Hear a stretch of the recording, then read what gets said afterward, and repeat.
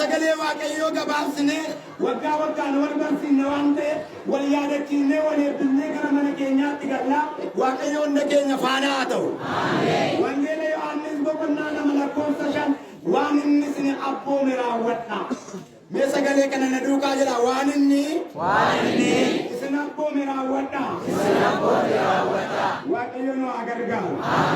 Egaan sagaleen kun eebbifamtuu kan taate qulqulleettii kan taate nama hundumaarraa adda kan taate simboo ishee kennaa ishee uumaadhaan gaditti uumama hundumaan olitti kan ta'e jiiftii keenya dubaroo maaramiitu dubbate galanii kabajna qabatee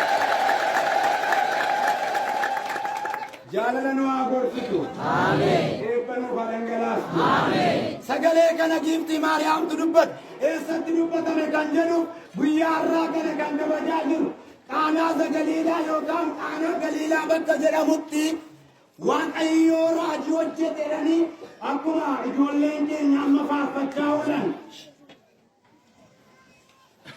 gooftaan keenya Yesuus Kiristoos gadaama Qorontos galee oomaal kana 40 guyyaa 40 booda wangeela Yohaannis boqonnaa 2:1 kaastanii gaafa dubbistan gaafa guyyaa sadaffaa cidha tokko qophaa'ee ture jedha. Gaafa guyyaa meeqaffaa?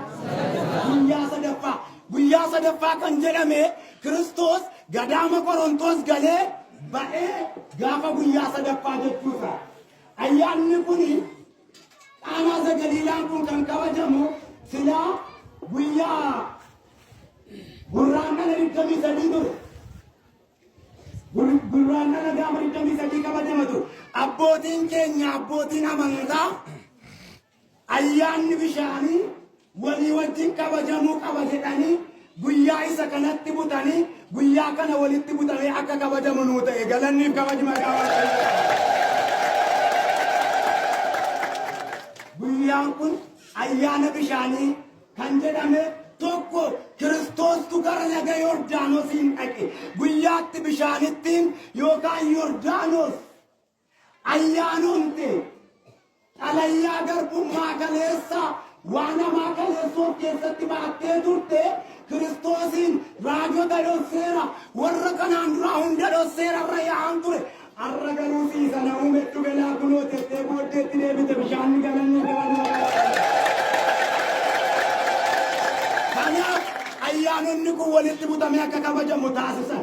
Egaan walumaa galatti gaafa guyyaa sadaffaa kana Qaanaa Galiilaa bakka jedhamu kanatti namichi Dookimaas jedhamu cidha qopheessee ture jedha. Cidha kanarratti firoota isaa duwwaa waamee hin dhiifne gammachuu isaa irratti aantee isaa duwwaa waamee hin dhiifne waaqayyoon sirratti waame haadha waaqayyoo sirratti waame bartoota waaqayyoo qulqulloota sirratti waame galanniif kabajni maqaa waaqayyoo.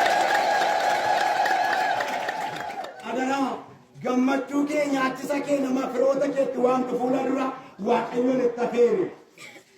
Cidha qabdu tokko gammadeetta gammachuun sun gaariidha. Fuula dura eenyu dursuu qaba waaqayyootu dursuu qaba. Eenyu dursuu qaba? Maa jettani? Waaqayyoo dursuu qaba. Karoora kee fuula dura waaqayyootu dursuu qaba. Kanarraa kana barra. Firoota isaa duwwaa waameenni lammii isaa duwwaa waameenni eenyu irratti waame? Maa jettani? Jireenya keessan irratti waaqayyoo waamaa jirana irruutu buutu isinii ta'a. Jireenya keessan irratti waaqayyoo waamaa jirana lafa onaatu isinii marga. Jireenya keessan irratti waaqayyoo waamaa jirana didaatu isinii qajeela. Jireenya keessan irratti waaqayyoo waamaa jirana duwwaatu buutu ta'e isinii argama. Galanni kabajni maqaa Egaanii yeroo inni waamu gooftaan keenya Yesuus Kiristoos armee keenya haadha isaa durboo maaramii wajjin gara cidha kanaa dhaqe. Waaqayyo gara mana keessan yaadu. Ameen. Gara biyya keenyaatti nuuf haa argamu. Ameen. Bara kana miidiyaarraa waan baay'ee argaa jirra. Abiddan lafa qabatee mana namaa dhumaa jira, lubbuu namaa dhumaa jira. Lafti abiddi ba'ee wallaalan simbirroota abidda qabsiiseedha miidiyaan. Simbirroota abidda roobseedha. Simbirroon hammam geessi ilaalaa biyyatu mootiin gubataa jira. Isa akkasii nu haa oolchu Waaqayyo. Nu oolcheedhaa Waaqayyoodha. Waan nurraa deebiseedhaani. Waan gaarii nurratti dhangalaasu. Akka abidda roobaa jira dhagaa jirra. Nuun immoo nu haa oolchu Waaqayyo. Kakuu taabota isaaf jedhee nu haa oolchu. Waadaa giiftii maaramiif jedhee nu haa oolchu. Egaan ijoollee Waaqayyoo. Gaafa Yesuus Kiristoos armeesaa maaramiif bartoota qulqulloota isaa wajjin iddoo sanatti argamu. Namoonni mana sana keessa keessummeessitoota ta'anii keessummaa cidhaaf yaa'e keessummeessan utuu daadhii wayinii yookaan dhugaatii namoonni keessummaan dhugan buusanii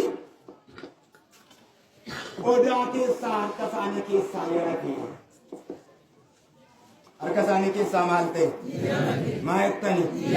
Eebba akkamitti yaratee jira? Nagaa akkamitti yaratee jira maaloo? Barakata akkamitti yaratee jira maaloo? Waan akkamitti harka kee irratti yarate? Waan akkamitti mana kee keessatti yarate? Waan akkamitti jiruu kee keessatti yarate? Waan akkamitti jireenya kee keessatti yaratee si cannaqaa jira? Mee yaa Mikaa'el gara koo ilaali dhaami? Yaa Maarami gara koo ilaali jedha. Waaqayyo gara keenya ilaala. Ameen. Haati Waaqayyo irruu keenya ilaala. Ameen. Yeroo kana itti yaratee jedha. Yeroo kana giiftiin Maariyaam duwwaa qodaa isaanii yarachuu qodaa isaanii ilaalte kan keessanis isiniif haa ilaaltu. Ameen. Waan baay'ee nutti yarateera. Waan baay'ee qabnees harkatti yaratee wal ga'uu dadhabee bara dhabdaniittu miindaa jiyaanan maartanii yaratee mana kiraa ijee bishaan gee maal gee bira ga'uu dadhabeera. Addunyaan kun waan baay'ee nutti yarachiiseera. Haati Waaqayyo kadhannaa ishee nuuf haa guutu. Kadhannaa ishee nuuf haa guutu. Waadaan ishee nuuf haa guutu. Hin dandeessu moo hin dandeessu? Galanniif kabaju maqaa ishee. Yeroo kana ijoollee Waaqayyoo hin ilaalte gara keenya haa ilaaltu. Qalbiin namatti yarateera. Waan qalbiin nutti yarateef wal dubbina. Waan qalbiin nutti yarateef gantaanee wal ilaalla. Waan qalbiin nutti yarateef mana Waaqayyoo keessa yeroo dhannu wal baqanna. Waan qalbiin nutti yarateef dunkaana cubbuu, dunkaana sobaa, dunkaana du'aa wal irratti qindeessina. Waan qalbiin nutti yarateef meegiif fi Maariyaam nu haa ilaalu. Ameen. Haati Waaqayyoo nu haa ilaalu. Ameen.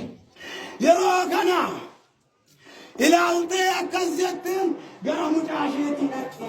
Eessa dhaqxe? Gara mucaa ishee. Waa'ee koo waa'ee keessanii fuula mucaa ishee dhaabbattu. Ameen. Dhaqxee akkas jetteen yaa mucaa koo qodaan daadhii wayinii isaanii jalaa dhumeera. Keessummaa waamichi qonnammaa jira. Qodaa isaanii keessaa garuu daadhiin dhumeera itti. Irruu isaanii ilaalte. Gara laafettiin irruu keenya hundumaa nuuf haa ilaalu. Ameen. Irruu amantii keenyaa nuuf haa ilaalu. Ameen. Jalaa yarateera. Qodaan isaanii duwwaa ta'aa jira jedhu. Yeroo kana booddee jecha har'a addunyaan ittiin dogoggoree bobaa maaramii jalaa kiristaanota yaasaa jiru. Jecha har'a addunyaan ittiin dogoggoree jaalala maaramii irraa adda sin baasaa jiru. Jecha addunyaan irratti ittiin dogoggoree eebba giiftii maaramii irraa dhaloota kaachisaa jiru. Gooftaan keenya Yesuus Kiristoos akkas jedhe. Yeroon koo hin geenye ganaadha. Yeroon koo hin geenye maaloodha? Ganaadha. Maa jettani? Ganaadha. Maaliif jedhe kan jedhu walii wajjin maal narraa qabdattiin jedhe maaliif yeroon koo hin geenye maal narraa qabdattiin jedhe gaafa sun araarsummaa ishee mul'anne jedhe dhaloonni. Maal narraa qabda? Maal jechuu barbaade laata? Maal narraa qabdaan kun akka aadaa Israa'elootaatti akka afaan Israa'eloonni ittiin walii galanitti maal narraa qabda jechuun godhinaan hin jettu, akkas naa godhin jettu, akka raawwadhu nan ajajjuuyi, akkan hin goone maaltu godhaa? Anaaf si gidduu jibba maaliif jira? Anaaf si gidduu ammeenya maaliif jira? Atoo haadha kootii halluu mucaa keetii dhagalanni kabajaa.